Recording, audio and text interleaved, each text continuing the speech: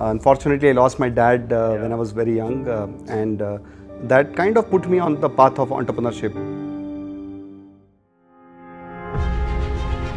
As a commerce graduate, I'm not supposed to be an engineer. I'm not supposed to go in a technology like a deep tech field. But here I am, sitting with you. What is the conversation of a co-founder and a CMO today? How can you help retain customers for life? Are you more excited today in 2025 than you were in 2013 when you started? 100%.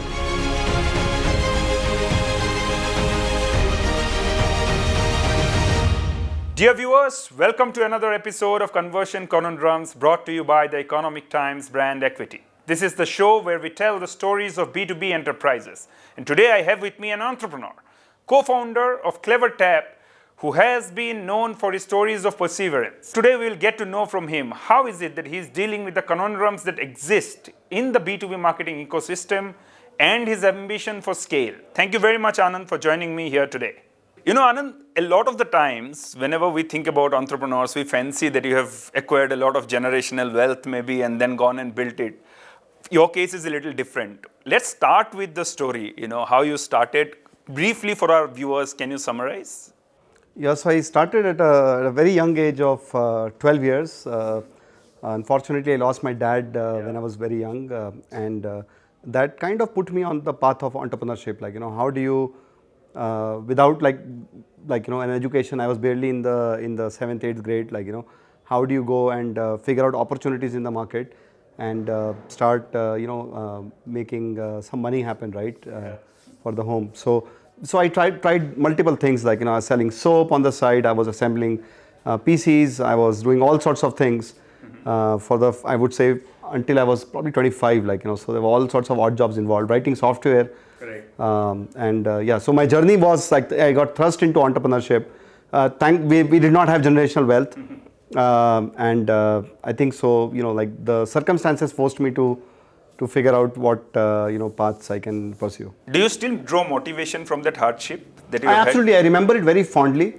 Now, of course, the circumstances are not very good, but why fondly? Because, like they say, in adverse circumstances, sometimes the best emerges. And I think the multitude of experiences I got in that formative ages is the reason, that I can be so successful, maybe if I can use that word, today. Fantastic. From Burp to CleverTap, you have had a journey which we all know about now. Can you summarize how has the landscape changed when it comes to consumer engagement, and what was the gaps that you were set out to fill? How do you see, going back to 2013, the journey so far? How has those gaps been filled? You're taking me down the memory trip, before we started CleverTap, my previous startup, Burp, which was a restaurant discovery portal, correct, that got acquired by Network 18. And when I was in Network 18, as a part of the acquisition, we were responsible for running multiple digital properties, right? So there was Money Control, there was the news website, cricket scores, B2B Yellow Pages, and so on and so forth, right? And what I observed was that the customer data is all over the place, right? Data is siloed across multiple vendors and multiple products. Correct. And no one really knows the full customer life cycle. Now, if you do not know who the users are and what are they doing across all your digital properties, you actually cannot serve them better. And I think that hit a kind of a light bulb went over my head, and I said, well, what if I put everything together? So one, we were not looking to start a company, right? We were trying to solve it for Network 18, but there was no product out there that could solve this end to end, right? From insights to segmentation to predictions, recommendations, finally serving engaging users in the right channel, and so on and so forth. So I think that sparked an idea that we should start a company. We should start an idea where we can put all of the customer data in one place. So literally, when we started CleverTap in 2013, correct, the first 3 years of our startup life were busy building this core data technology, which we call Tesseract DB, which is a limitless database where you can store all sorts of user attributes and behaviors, correct, so that you can analyze them at the click of a button, literally interactive speeds. You can segment and group them by audience characteristics. You can run all sorts of predictions on top of that. You can engage customers in a personalized way across multiple channels. The CTO turned co-founder, you are a subject matter expert as well. According to your vantage point as a subject matter expert, how ready are we as a country to adopt AI-driven personalization? Because AI is the elephant in the room. We are all talking about AI. What's your sense about the ability to adopt AI for India? I think the good news is that India is ready for AI. In fact, I read recently that 23% of enterprises have already seen a positive ROI from using Gen AI solution, right? So somewhere in their organization, they're using Gen AI and they're seeing positive results. So that's the good news, right? The not so good news is that there are still significant bottlenecks and challenges, right? Because traditional organizations are not set up right. They don't have the process, they don't have the mindset, they don't have the operating models to fully utilize AI capabilities. Correct. Right? So that is one thing, right? The second thing is, as a consumer, you may not feel very comfortable if the organization that you're trusting with your own information does not reveal how they are going to end up using the data, right? And the third thing is that I think all of this has to be built with an extreme amount of trust, extreme amount of transparency, extreme amount of explainability, right? Correct. And I think the enterprises that are ready to take this leap, like, will marry first party data, they will add it with customer consent, build human in the loop on the guardrails, right? Making sure that there are guardrails with a human involved, and then do first party personalization. Exciting times, right? Absolutely. Yeah, CleverTap services large enterprises as well as the early stage startups. How do you balance customizations for both the cohorts of your customer base? Yeah, so when we started CleverTap, we built it in such a way that it can cater to extremely small companies all the way to the large enterprises, right? Now, if you think about this, their needs are very, very different, right? A large enterprise might actually want compliances, they might want operational rigor, they might have integration, with their existing data sources. Yeah. While a smaller company, like a startup of sorts, will care about the speed, the agility, the time to market. So different requirements, right? Correct. But how can you kind of build something that's the same product that services both these segments, right? Yes. And that goes by modular design, right? So one, for example, both the platforms coexist. Both the kind of customers coexist in CleverTap, whether you're a large company or a small startup, right? Yeah. Number two is that the way we price the product, right, is that it's a tiered-based pricing. So the smaller companies obviously pay a lot lower than the larger enterprises who have more complex requirements. Yes. You have capabilities that are modularized, so you can pick the right modules that are applicable for your stage of growth. Yes.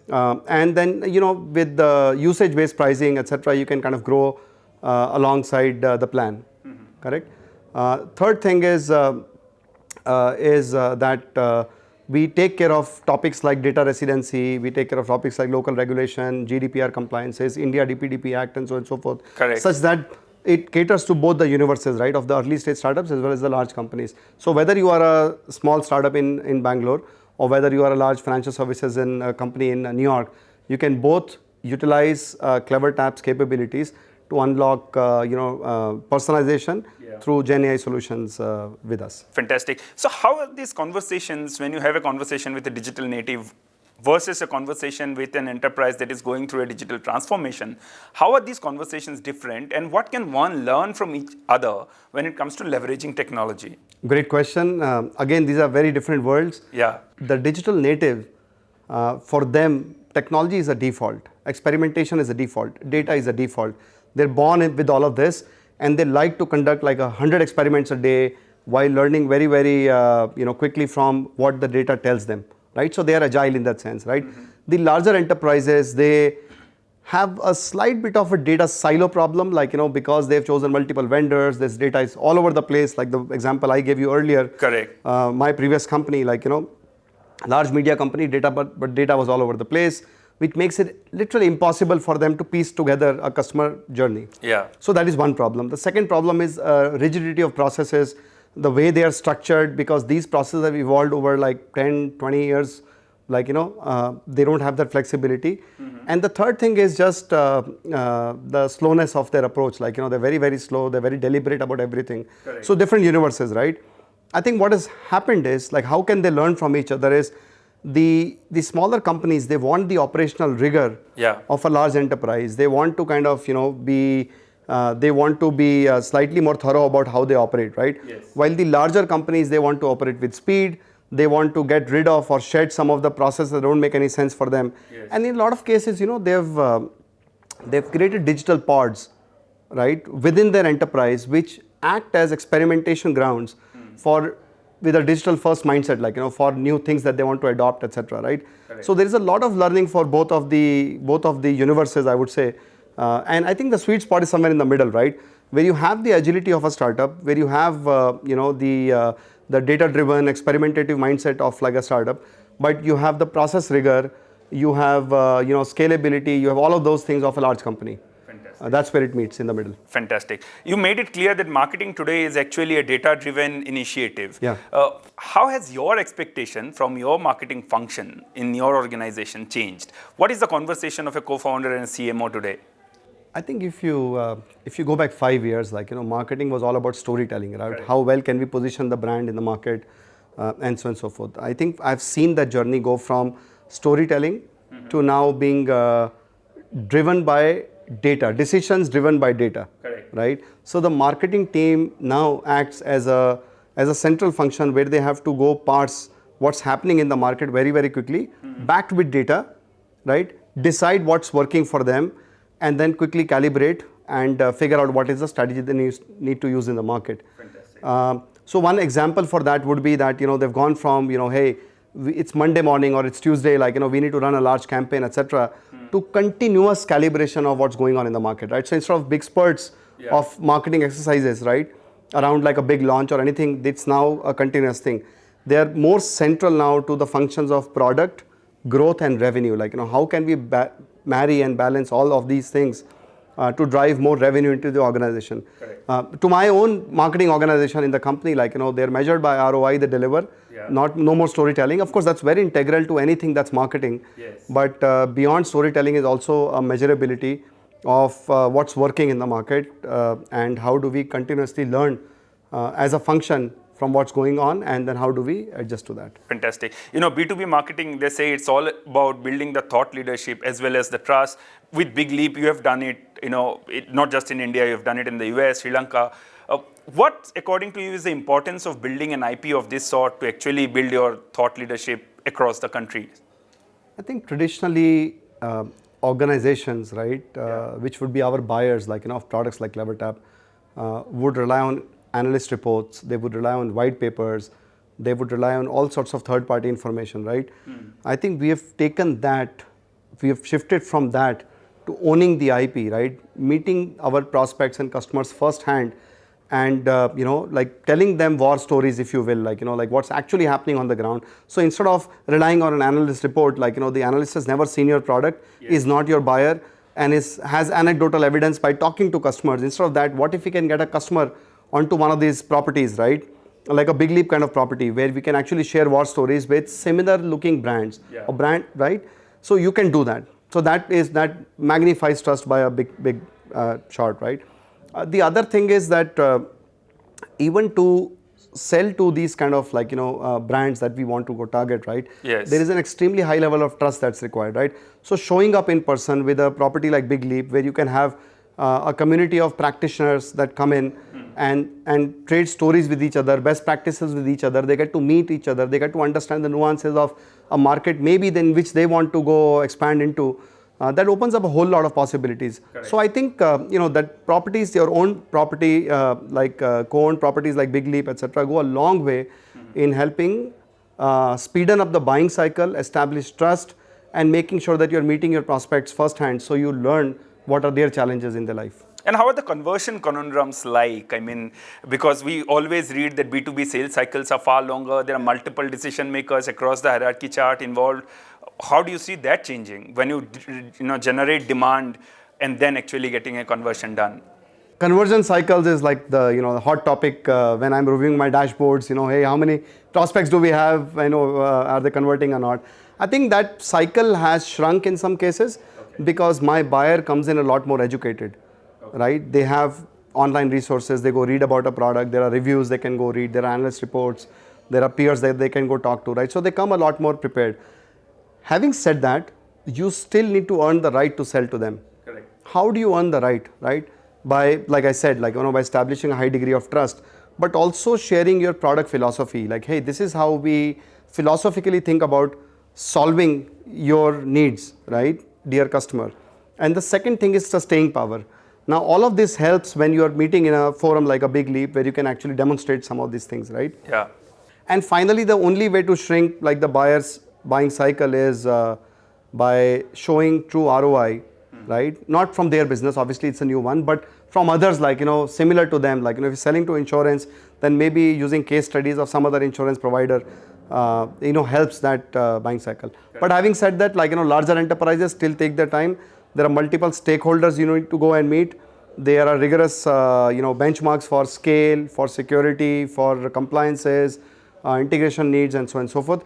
And as a company, we have to navigate all of that, like, but with every iteration, every time we sign up a customer, that cycle kind of, we master that cycle, and we can close the leads very quickly. Fantastic, great.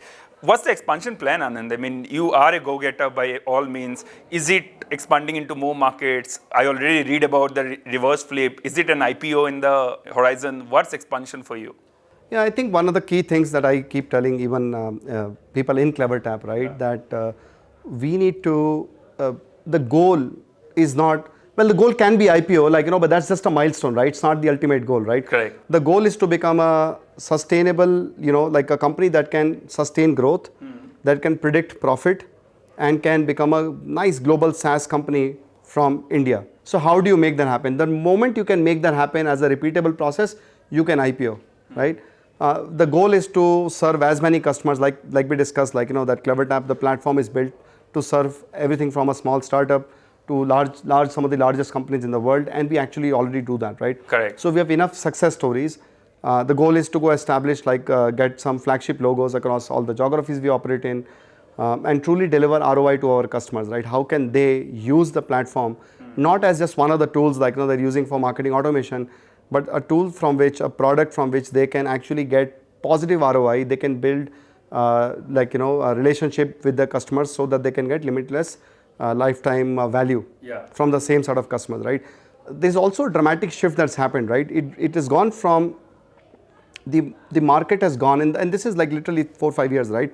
It has gone from being acquisition-led growth, correct, to retention-led growth, right? And I think we play a very, very important role in that, like, how can you help retain customers for life? And with these things, like, which is already done with CleverTap, I think we can go and expand even more with, there's a phenomenal opportunity, like, agentic AI and, things that are changing in the world right now, where we can go expand all over the world. And acquisition of, you already acquired a few companies that will also continue as a part of your expansion? Yeah, there are both, like, the both opportunities that are available. You can grow organically, you can grow inorganically. Correct. Or sometimes you acquire companies because they have a unique product capability or a unique market in which they serve, or a unique set of customers, right? So there are multiple kind of reasons you do the acquisition. We get inbound offers a lot, like, of companies that want to become part of the CleverTap family. I think we evaluate those very, very objectively, and whenever there is a fit, like, we acquire that. One example is a company called Rehook, that we acquired a few months ago, like, that was in the promotions space, right? So you could issue digital coupons, you can do gamification, you can have wallets, and so on and so forth, right? I met the founders. It was, like they say, love at first sight. Like, the chemistry worked very well. The math worked, and they're part of the CleverTap family. Their product now is fully integrated into the CleverTap product stack, and we have like more than a handful of customers now. They're already using this at scale. Correct. Fantastic. I'll take you back to the memory lane, if you call it nostalgia be it, but you speak about perseverance as one of the key principles. How has your journey in your teenage or early entrepreneurship, how has that shaped the leadership culture in CleverTap? I think one of the key values that we live by is called first principle. Yes. And first principles means that you do not worry about what's like, you do not take cognizance of how it has been done. Like sometimes they say this is how it's traditionally been done, right? Yes. You throw that away and you start thinking from first principles. Like and startups are all about that, right? Startups literally go into uncharted paths, like that there's no precedence for those, like inventing a new technology, going to a new geography with a different price product and price point and different product and so on and so forth, right? So how do you how do you go and solve for a customer, you have to think from first principles, right? So that's one philosophy I live by. For example, in my own life, since you mentioned that, like, as a commerce graduate, I'm not supposed to be an engineer. I'm not supposed to go in a technology, like a deep tech field. But here I am, sitting with you, and with, I would say, 30 years of, not just technology experience, but having worked across all life cycles of the technology, right? Whether it was programming, whether it's assembling hardware, writing client server code, cloud software, and extremely scalable, architectures and so on and so forth. So that's one value we absolutely live by. Second value we live by is being very, very resourceful, right? So getting more than what is given to us, right? How can we apply ourselves so much more that figure out new opportunities for us to grow? Yeah. So there are some things that we absolutely live by. We have, pretty much a flat hierarchy. Good ideas can come from anywhere. It is not necessarily the top management's problem, if I can call it that. We have some of the best people that we have are people who are hungry, who are young, and I don't mean by age they are young. In their own mindset, they are very, very young, and they have a beginner's mind. Like, they open up to possibilities and say, okay, what can we do more? They go talk to customers, and there is a lot of learning. So that is the culture of CleverTap. It is a lot of it is bottoms up, right? But of course, as leaders of CleverTap, we look at the opportunities and we engage with the newest people of CleverTap, like, the youngest people who have joined us, and we get ideas from them. And you give them the scope of experimentation or scope of failure, if I may say, as a part of your culture? Absolutely. So you tell literally the why something needs to be done, the what needs to be done, what would success look like, and leave the how to them. Yes. And most of the driven people in CleverTap today, they come up with their own timelines, they come up with their own, best way to solve it, right? And then they deliver on time and on budget. Fantastic. As Simon Sinek says, ask why first. Absolutely. Yeah, brilliant. I would like to end with your vantage point on a very controversial, rather sensational statement that was recently made, is that in the age of agentic AI, SaaS future will be, at least say there will be an evolution to the traditional way SaaS companies operated. What's your take on the future of SaaS? Given somebody who is with a global ambition today, how do you look at this statement, and what's your understanding or vantage point of it? I think I've been around technology for about 30 years now, yes, right? I think this is the best time to be a builder, okay, right? The effort of building has come down, right? However, the effort of understanding what problem needs to be solved is still there, right? So what are we trying to solve, right? Like in the past, the SaaS products were more like software that you would acquire and they would run it like a tool, and you would get some work done with that, right? Correct. Fast forward to today, where organizations expect the product they're buying will deliver some sort of an ROI or an outcome. So they're not just using it as a checklist exercise, they're actually using it to measure outcome. And in the purchase cycle also, that's where they kind of find out, like, hey, which product will give me the most ROI and so on and so forth, right? Correct. So that is number one. They're looking for a product that can align with their business, give them the outcome that they're looking for, number one, right? Number two is with agentic AI, right? It actually unlocks a whole new opportunity. It is not humanly possible today for you to personalize every single experience for, like, say you have 100 million users, or let's say you have 10,000 users. How are you going to do that? At best, you can create 3 or 4 campaigns, right? Correct. So you go from doing targeted marketing, which is you group people into multiple buckets or segments, and then you go personalize to them. Instead of that, with agentic AI, you can now do 1:1 truly personalized engagement. Yes. Right? Exactly giving them what they came looking for, exactly serving them with their unmet needs and so on and so forth, right? I think that's a huge opportunity. That's something that as a SaaS platform, as a SaaS company, like, we look forward to building that for our customers, right? And I think thirdly, SaaS in the traditional sense will go away. Correct. And I think when Satya Nadella mentioned that, like, I think he was mentioning to seed-based pricing, which is not outcome-oriented. Like, you just sell seats. Like, hey, how many people in your organization? Oh, 600. Here are 600 licenses, right? Instead of that, you get to outcome-based pricing, where you say that, hey, I'm going to price my product based on the outcome I will deliver. So my alignment is with your business outcomes, right? When I succeed only when you succeed. Correct. Right? So that's a very important, I think, element for for us to go to, right? And I think truly, like I said, I live in the future. I'm accused of that. At CleverTap, we are building the CleverTap's decisioning engine and an agentic universe that is ROI driven, right? Does one-on-one individualization for every customer of ours, right?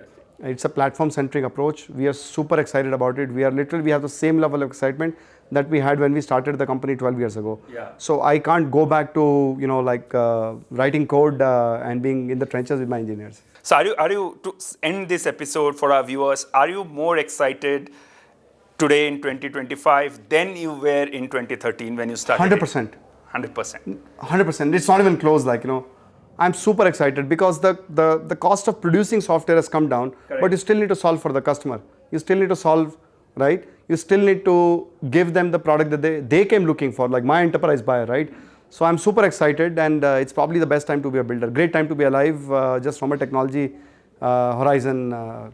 Fantastic, Anand. Thank you very much for your time. It was a pleasure having you in this episode. That was Mr. Anand Jain decoding what building means today in a B2B enterprise or B2B ecosystem. Stay tuned with us as we decode more perspectives from leaders throughout the course of this series. Thank you very much.